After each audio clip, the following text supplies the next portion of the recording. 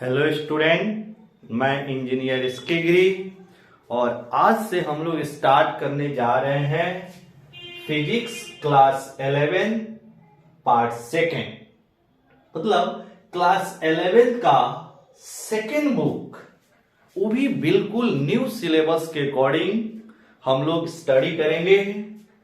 New syllabus के according जो NCERT की पहली चैप्टर है, सेकेंड वॉल्यूम की जो पहली चैप्टर है वो है चैप्टर नंबर 8, यानी इस बुक की पहली चैप्टर और चैप्टर नंबर 8 ये है मैकेनिकल प्रॉपर्टी ऑफ सॉलिड। तो आज हम लोग स्टार्ट करेंगे लेक्चर नंबर फर्स्ट। सॉलिड की मैकेनिकल प्रॉपर्टी के बारे में हम लोग स्टडी करेंगे। तो चलिए हम लोग क्लास स्टार्ट करते हैं। सबसे पहले ये समझते हैं डिफॉर्मिंग फोर्स होता क्या है। डिफॉर्मिंग फोर्स हेडिंग लगाएंगे, डिफॉर्मिंग फोर्स हेडिंग लगाएंगे, deforming force. Deforming force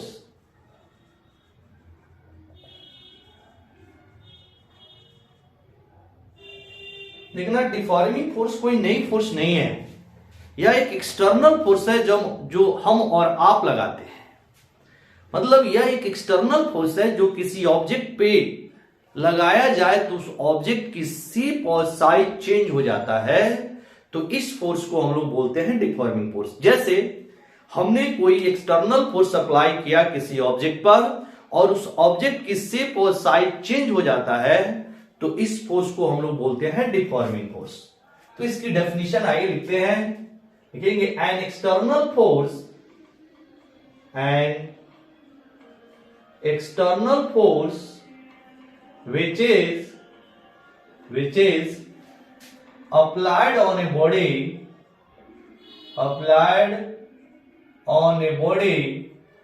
comma, due to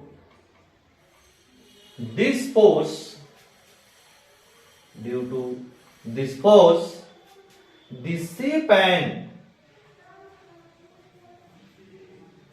the shape and size of the body changes, comma, this force is known as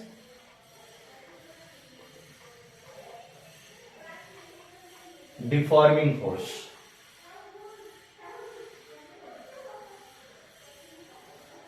An external force which is applied on a body, comma, due to this force the shape and size of the body changes. This force is known as deforming force. Clear हुआ? मतलब आप किसी object पे external force apply कीजिए और उस object की shape और साइज चेंज हो जाता है, तो आपके द्वारा जो फोर्स लगाया जा रहा है उस फोर्स का नाम होता है डिफॉर्मिंग फोर्स। क्लियर? अब हम लोग समझते हैं रिजिड बॉडी क्या होता है। रिजिड बॉडी, रिजिड बॉडी, अब देखिए रिजिड बॉडी वैसे ऑब्जेक्ट को हम लोग बोलते हैं, वैसे बॉडी को बोलते हैं जिसपे कोई डिफॉर्मिंग फोर्स अप्लाई किया जाए और उस ऑब्जेक्ट के शेप और साइज में कोई चेंजिंग नहीं आए। मतलब उसके अंदर की जो मॉलिक्यूल के बीच की रिलेटिव जो पोजीशन है वो अगर चेंज नहीं होता है, तो वैसे ऑब्जेक्ट को, वैसे बॉडी को हम लोग बोलते हैं रिजिड बॉडी। क्लियर? तो रिजिड बॉडी का डेफिनेशन लिखते हैं, when deforming force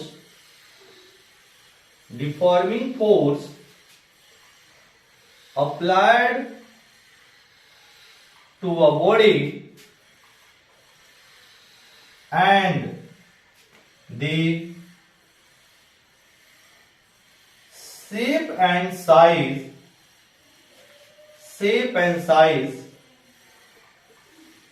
does not changes of the body, comma, this body is known as rigid body। मतलब आपने किसी ऑब्जेक्ट पे डिफॉर्मिंग फोर्स अप्लाई किया और इस डिफॉर्मिंग फोर्स के कारण जो बॉडी है उसकी शेप और साइज चेंज नहीं होता है, तो इस तरह के बॉडी को हम लोग बोलते हैं रिजिड बॉडी।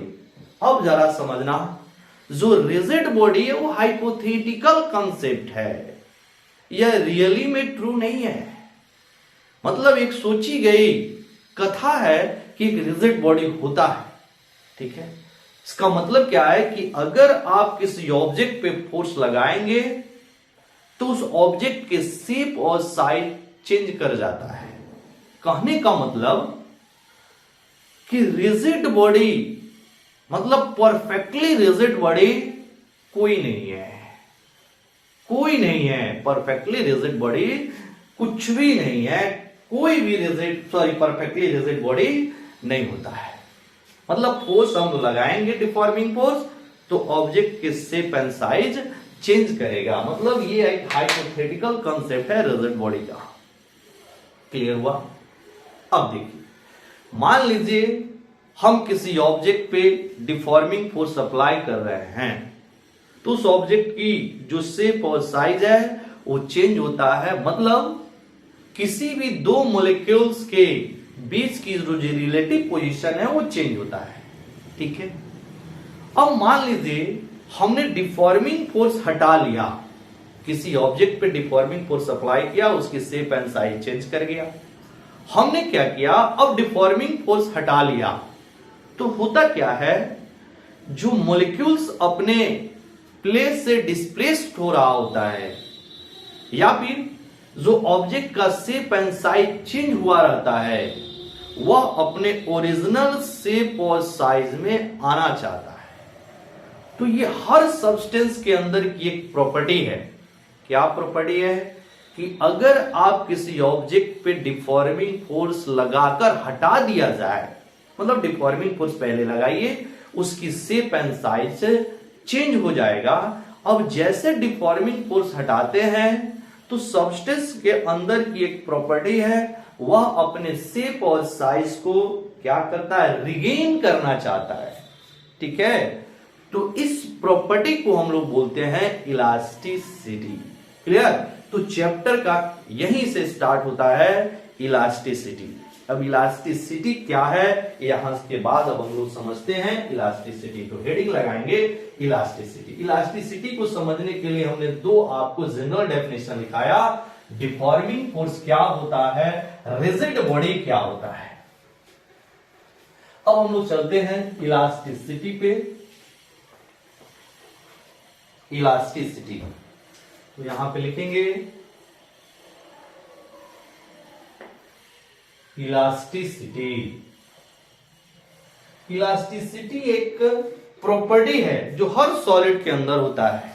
इलास्टिसिटी एक प्रॉपर्टी है जो हर सॉलिड के अंदर होता है। इस प्रॉपर्टी के कारण जो सॉलिड्स होते हैं वह अपने शेप और साइज को चेंज करने से अपोज करता है। मतलब वो ये नहीं चाहता कि हमारा जो शेप और साइज हो वो चेंज हो, ठीक है।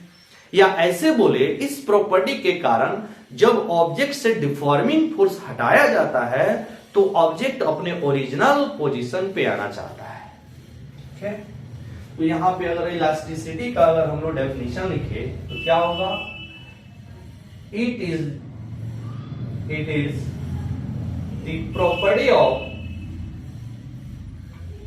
property of substance, comma, due to this property,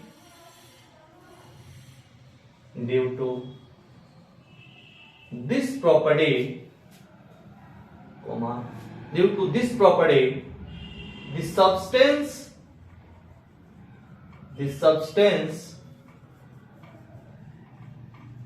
opposes the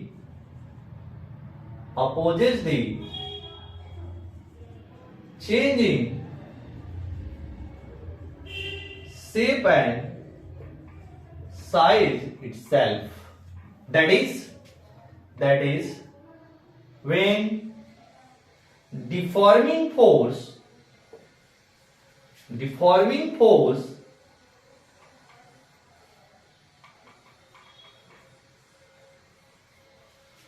remove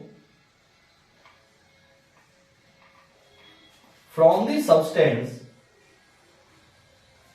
substance comma it regain on original shape and size.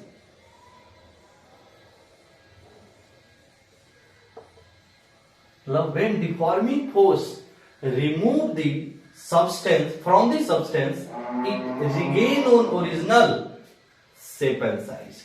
मतलब हर सब्सटेंस की एक इलास्टिसिटी, एक प्रॉपर्टी होती है जिस प्रॉपर्टी के कारण वह अपने ओरिजिनल शेप में रहना चाहता है। मतलब अगर आपने किसी ऑब्जेक्ट पे डिफॉर्मिंग फोर्स अप्लाई किया है तो उसकी शेप एंड साइज चेंज हुआ होगा। जैसे डिफॉर्मिंग फोर्स हटाएंगे तो वह अपने एक्चुअल शेप एंड साइज में आना चाहता है। क्लियर? या वो खुद चाहता ही नहीं कि हमारी शेप और साइज चेंज हो। तो ये है आपके इलास्टिसिटी की प्रॉपर्टी। अब देखना इसके लिए कुछ एग्जांपल है। जैसे मान लीजिए हमने रबड़ को ऐसे खींचा, ठीक है, ऐसे रबड़ पे हमने डिफॉर्मिंग फोर्स लगाया। जैसे हम लोग यहां से डिफॉर्मिंग फोर्स हटाएंगे तो रबड़ अपने ओरिजिनल साइज और शेप में आना चाहेगा। या फिर स्प्रिंग, एक सेकेंड एग्जांपल, जैसे हमने स्प्रिंग को ऐसे खींचा या फिर स्प्रिंग को ऐसे हमने दबाया, तो खींचकर या दबाकर जैसे हम लोग हटाएंगे अपने डिफॉर्मिंग फोर्स को तो फिर से अपने ओरिजिनल शेप में वो आना चाहता है। लेकिन एक लिमिट तक, मतलब जो आपकी इलास्टिसिटी वाली प्रॉपर्टी है वह किसी सब्सटेंस पर तभी अप्लाई होता है एक लिमिट डिफॉर्मिंग फोर्स तक। क्या हमने बोला समझना? इसका नेक्स्ट हेडिंग हम लोग लिखेंगे limit of elasticity. Limit of elasticity.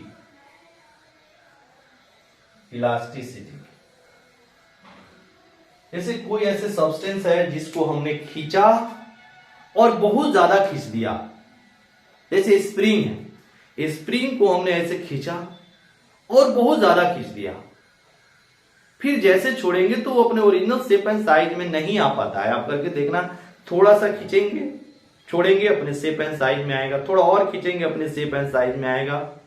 एक लिमिट तक आप उसको खींच सकते हैं। उसके बाद अगर आप खींच रहे होते हैं तो फिर अपने ओरिजिनल शेप और साइज को रिगेन नहीं करता है। तो इसकी एक लिमिट होती है कि आप डिफॉर्मिंग फोर्स किसी ऑब्जेक्ट पे अप्लाई करें एक लिमिट तक। उसके आगे अगर आप डिफॉर्मिंग फोर्स अप्लाई करते हैं तो जो सब्सटेंस है अपनी इलास्टिसिटी वाली प्रॉपर्टी को लूज कर देता है। ठीक है, तो जहां से वो लूज कर देता है, ठीक है, उसको हम लोग बोलते हैं लिमिट ऑफ इलास्टिसिटी। मतलब ये क्या होता है limit of elasticity? The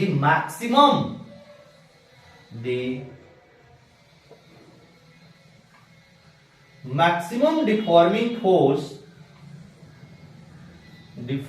force applied to a body such that the property of elasticity is present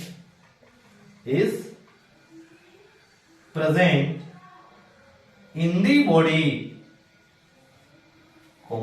it is known as limit of elasticity.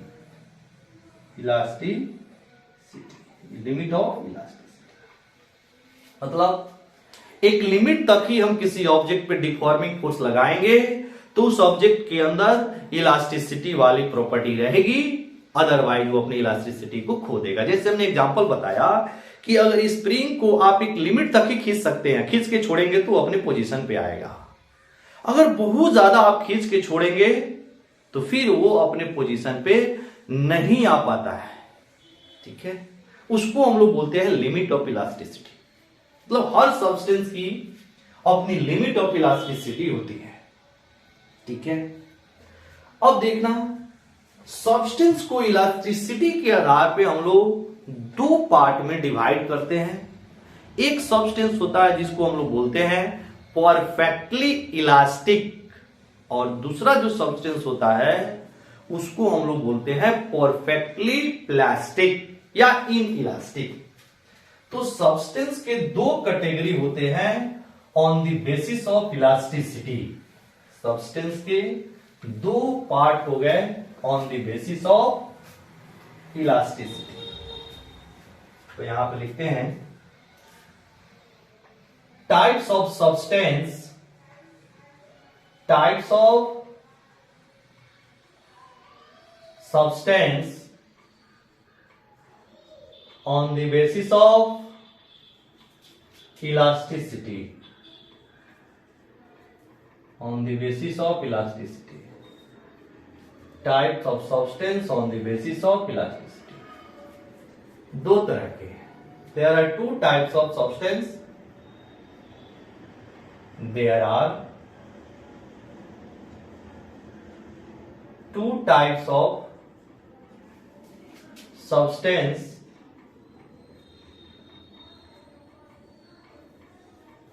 on the basis of elasticity, on the basis of elasticity। Two types कौन कौन से हैं? पहला जो है उसको हम लोग बोलते हैं परफेक्टली इलास्टिक, परफेक्टली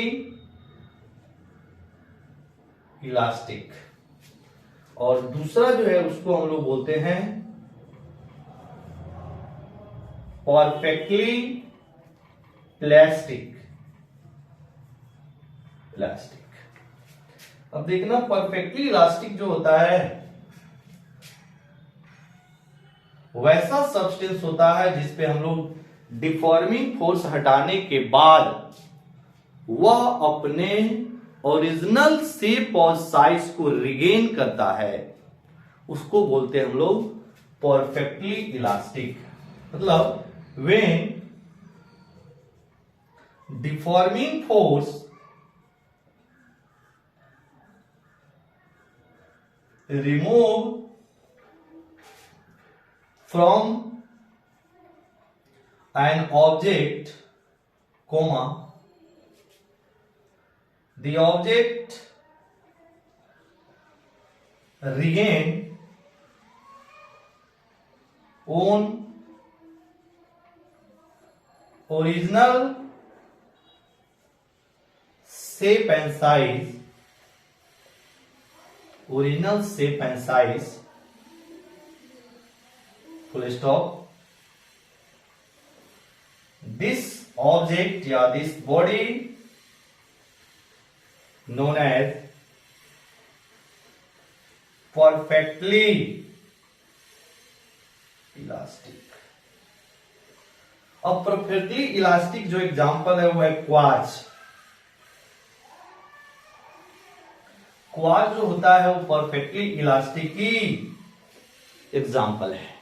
मतलब अगर क्वार्ट्ज पे हम लोग डिफॉर्मिंग फोर्स लगा दिया जाए और फिर डिफॉर्मिंग फोर्स हटा लिया जाए तो क्वार्ट्ज के जितने भी मॉलिक्यूल्स हैं वह अपने ओरिजिनल पोजीशन पे आ जाता है। मतलब क्वार्ट्ज की जो शेप और साइज है वह फिर से रिगेन हो जाता है। इसको हम लोग बोलते हैं परफेक्टली इलास्टिक। और इसके जस्ट एग्जांपल जो नहीं आता है परफेक्टली प्लास्टिक में क्या हो जाएगा, सेम चीज को लिखेंगे, यहां पे लिखेंगे it does not regain own original shape and size after removal of deforming force, deforming force. Example, जैसे मोम होता है, मोम ले सकते हैं, जो गीली मिट्टी होता है उसको ले सकते हैं, या फिर हमारे घरों में रोटी बनती है, आटा को पहले गूंथते हैं, तो गूंथने के बाद जो आटा हुआ उसको हम लोग लिख सकते हैं। ये सब के सब क्या है, परफेक्टली प्लास्टिक है कि नहीं।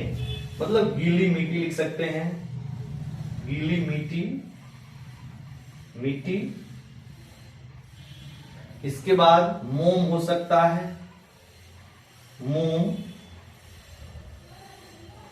या फिर जो आपका गीला आटा जिससे रोटी बनता है वो हो सकता है, गीली आटा लिख सकते हैं, गीली आटा। ये सब जो एग्जाम्पल है वो किसके हैं, परफेक्टली प्लास्टिक के हैं। इससे अगर हम लोग डिफॉर्मिंग फोर्स हटाते हैं तो ये अपने ओरिजिनल शेप और साइज में नहीं आता है।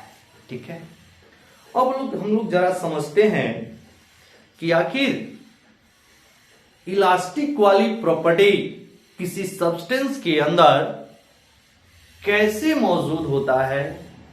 कैसे जब हम लोग डिफॉर्मिंग फोर्स हटाते हैं तो कोई बॉडी अपने ओरिजिनल शेप और साइज में आना चाहता है, जरा इसको हम लोग समझते हैं। इसके लिए एक मॉडल है जिसका नाम है एटॉमिक मॉडल, यानी कि explanation of elasticity on the basis of atomic model. इसको जरा हम लोग समझते हैं थोड़ा सा। Explanation of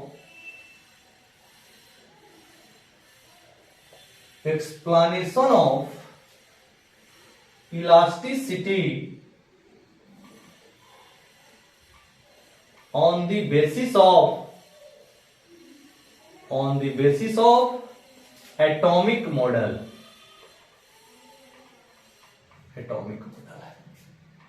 explanation of elasticity on the basis of atomic model। Suppose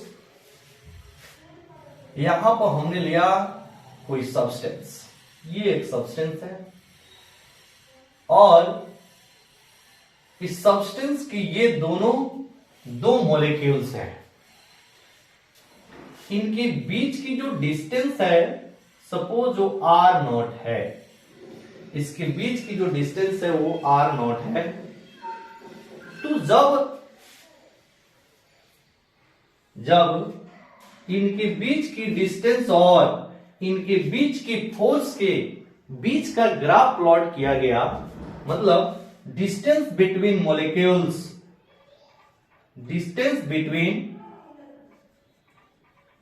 molecules, और इधर जो हमने बोला फोर्स, और ऊपर साइड जो फोर्स है, इस फोर्स को हमने बोला रिपल्सिव फोर्स, और ये इसके नीचे अट्रैक्टिव फोर्स, और इधर हो गया रिपल्सिव फोर्स। तो जो ग्राफ आया वो कुछ इस तरह से ग्राफ आता है, कुछ इस तरह से ग्राफ आता है, और यहां से यहां जो है वो दोनों मॉलिक्यूल्स के बीच की डिस्टेंस है। अब देखना, जब हमने डिफॉर्मिंग फोर्स अप्लाई करके, डिफॉर्मिंग फोर्स हमने यहां से लगाया इस सब्सटेंस पे, यानी इस मॉलिक्यूल्स पे, तो क्या होंगे, इसके डिस्टेंस कम होंगे। जब इसकी डिस्टेंस इधर कम हो रहा है तो डिस्टेंस कब होगा, तो इनके बीच में एक रिपल्सिव फोर्स लगेगा। तो ये जैसे डिफॉर्मिंग फोर्स हटेगा, रिपल्सिव फोर्स के कारण ये दोनों जो मॉलिक्यूल है फिर से अपने ओरिजिनल शेप में आ जाता है। ठीक है, मतलब जैसे आपने डिफॉर्मिंग फोर्स अप्लाई करके इनके बीच की डिस्टेंस को घटाया, तो जब डिस्टेंस घट रहा होता है तो मॉलिक्यूल्स के बीच में रिपल्सिव फोर्स लगता है। तो ये जो रिपल्सिव फोर्स के कारण, जैसे आपने दबा के इसके डिस्टेंस को कम किया होगा, जैसे आप डिफॉर्मिंग फोर्स हटाएंगे फिर इनके बीच में रिपल्सिव फोर्स लगेगा और फिर से अपने ओरिजिनल शेप और साइज में आना चाहेगा। इसके अपोजिट अगर आपने मान लो इधर से डिफॉर्मिंग फोर्स उल्टा कर दिया, यानी कि ऐसे आप इसको खींच रहे हैं सब्सटेंस को, तो इनके बीच की जो डिस्टेंस है वो बढ़ेगा, और जब डिस्टेंस बढ़ता है तो इनके बीच में अट्रैक्टिव फोर्स लगता है। मतलब जैसे ये आपका डिस्टेंस बढ़ेगा इनके बीच में अट्रैक्टिव फोर्स लगेगा, और इस अट्रैक्टिव फोर्स के कारण फिर से ये अपने ओरिजिनल पोजीशन पे आना चाहेंगे। ठीक है, इन अपने जो इनके बीच में फोर्स लग रहा है, अगर डिफॉर्मिंग फोर्स इनके डिस्टेंस को घटा रहा होता है तो इनके बीच में रिपल्सिव फोर्स लगेगा। अगर डिफॉर्मिंग फोर्स इसके डिस्टेंस को बढ़ा रहा है तो इनके बीच में अट्रैक्टिव फोर्स लगेगा। ये सब्सटेंस की नेचर है। मतलब ये एक मॉडल है, इसको हम लोग को इसी तरह समझना पड़ेगा, इसको मानना पड़ेगा, ये स्टोरी है, इसको समझना पड़ेगा इसी तरह, है कि नहीं।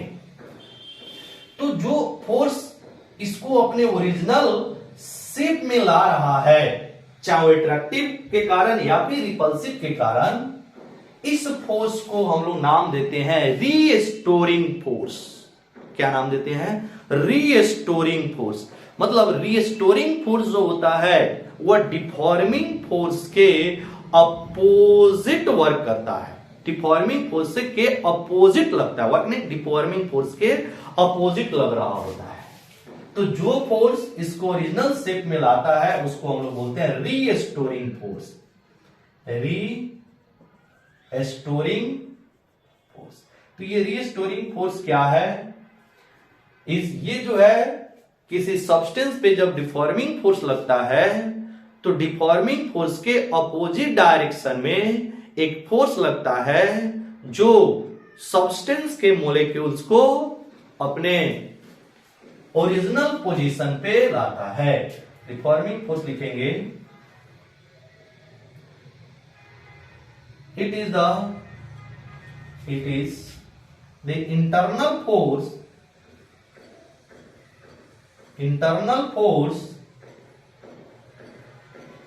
acting between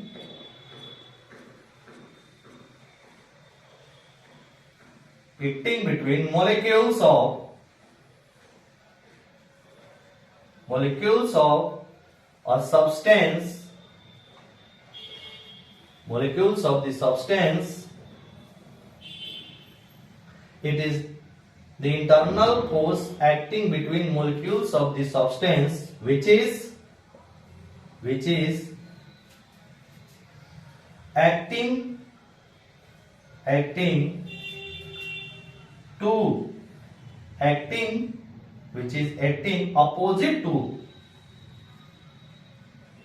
opposite to the deforming force acting on the body, and due to this force, due to restoring force, या due to this force the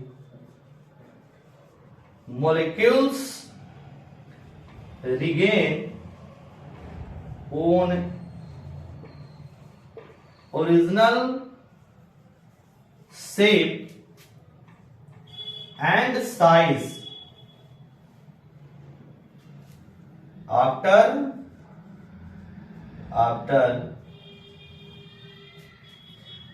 the removal of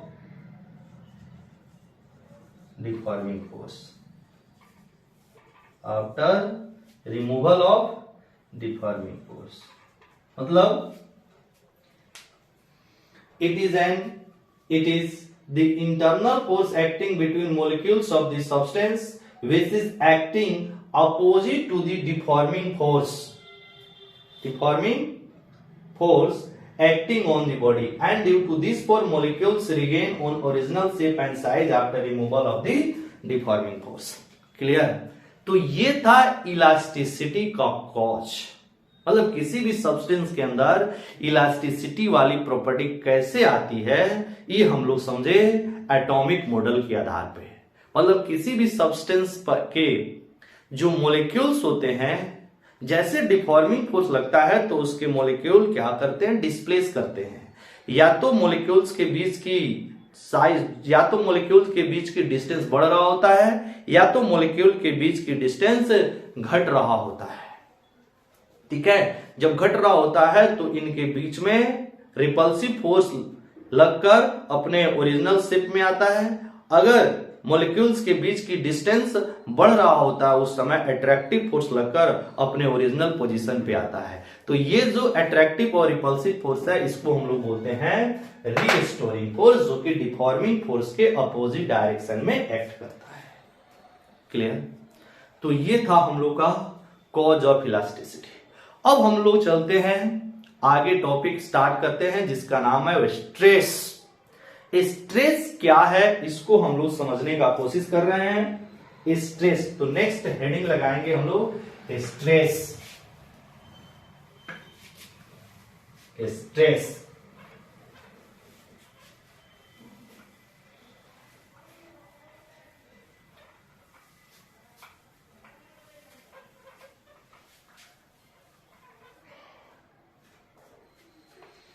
लिखेंगे स्ट्रेस। स्ट्रेस अभी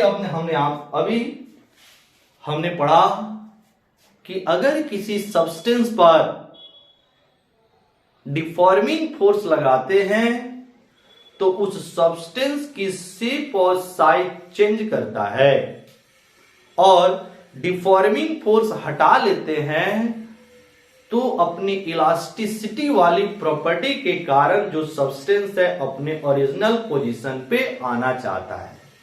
ठीक है, अब जैसे हम लोग डिफॉर्मिंग फोर्स हटाते हैं, रीस्टोरिंग फोर्स के कारण वो अपने ओरिजिनल शेप में आ जाता है। तो स्ट्रेस जो होता है किसी सब्सटेंस पर, जो restoring force per unit area जो लग रहा होता है उसको बोलते हैं स्ट्रेस। तो स्ट्रेस की डेफिनेशन होती है दी रीस्टोरिंग फोर्स या internal restoring force, the internal restoring force per unit area is known as the internal restoring force per unit area of a body is known as stress। मतलब अगर हम लोग stress के बारे में लिखें तो stress is equal to F R divided by A. F R का मतलब होता है restoring force,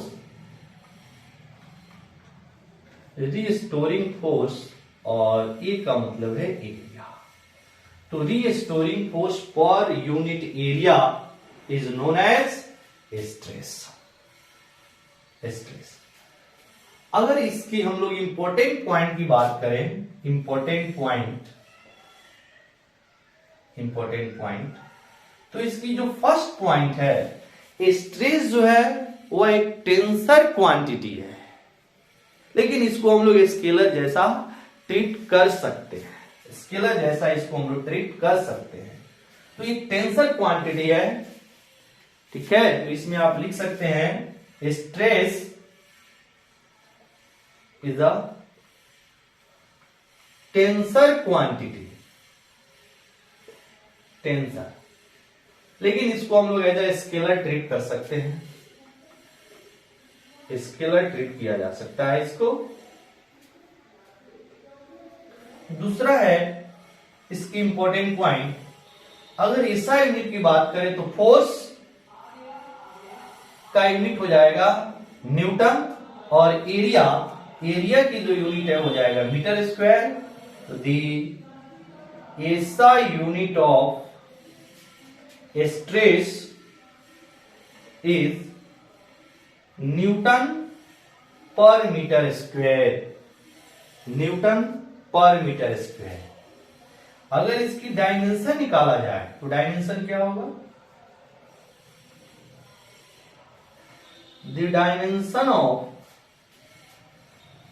stress is, force का होता है बाबू mlt-2 और एरिया का होता है एल स्क्वायर। तो ये ऊपर जाएगा m, एल स्क्वायर ऊपर जाएगा n की पावर -2 प्लस 1 है, तो ये हो जाएगा l की पावर -1 t की पावर -2। मतलब इसकी जो डायमेंशन हो जाएगा m l -1 t -2। मतलब आपका जो स्ट्रेस होता है वो restoring force per unit area होता है। इसकी जो इंपॉर्टेंट पॉइंट है वो हमने लिख दिया, टेंसर क्वांटिटी होता है, बट इसको हम लोग स्केलर जैसा बिहेव करा सकते हैं। इसकी जो एसआई यूनिट है वो न्यूटन पर मीटर स्क्वायर होता है। इसकी जो डायमेंशन है m l -1 t -2 होता है। अब देखना हम लोग जो यहां पर रिस्टोरिंग फोर्स है वो मैक्सिमम क्वेश्चन में रिस्टोरिंग फोर्स नहीं दिया रहता है। क्या दिया रहता है? तो वहां पर डिफॉर्मिंग फोर्स दिया रहता है। तो मैक्सिमम केसेस में 99% केसेस में जो रिस्टोरिंग फोर्स होता है वो डिफॉर्मिंग फोर्स के बराबर होता है। कैसे, जरा यहां पे हम लोग समझते हैं। मान लीजिए यहां पर एक कोई रॉड है, ये रॉड है, इसका एक इंड जो यहां पे हमने क्या किया है, फिक्स कर दिया है, एक इंड, और यहां पे इसकी क्रॉस सेक्शनल एरिया दिया हुआ है A, और इस पे हमने एक डिफॉर्मिंग फोर्स अप्लाई किया FD, डिफॉर्मिंग फोर्स। अब देखना ये जो रॉड है यहां पे फिक्स्ड है, तो डिफॉर्मिंग फोर्स अप्लाई कर रहे हैं तो इस पर एक रिस्टोरिंग फोर्स लग रहा होता है जो कि इसको ओरिजिनल शेप में लाना चाहता है, जो डिफॉर्मिंग फोर्स के अपोजिट डायरेक्शन में लगता है, FR। अगर ये रॉड आपका स्टैटिक इक्विलिब्रियम में, स्टैटिक इक्विलिब्रियम का मतलब है रेस्ट में है और इसकी एक्सेलरेशन 0 है, स्टैटिक इक्विलिब्रियम। तो स्टैटिक इक्विलिब्रियम में अगर है, यानी कि यहां पे रॉड जो है स्टैटिक